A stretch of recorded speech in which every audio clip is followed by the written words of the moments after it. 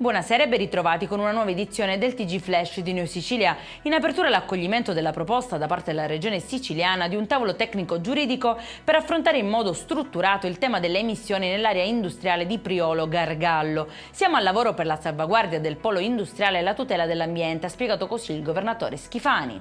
A seguire la cronaca con il caso della giovane Larimar, la quindicenne che si sarebbe tolta la vita a Piazza Armerina dopo una giornata di scuola. Secondo la madre la figlia non si è uccisa, ma è stato qualcuno ad averlo fatto, lo ha detto la donna nel corso della trasmissione Mattino 4.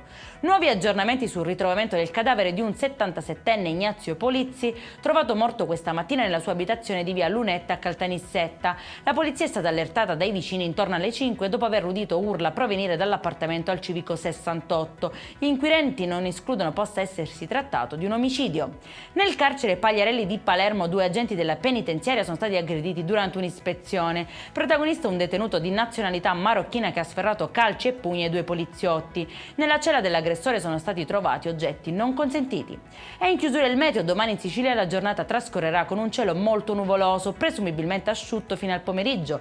Tenderà a peggiorare sulle province occidentali con rovesci sparsi, temperature in leggero aumento. Per questa edizione è tutto, prossimo appuntamento domani alle 13:30. Buona serata.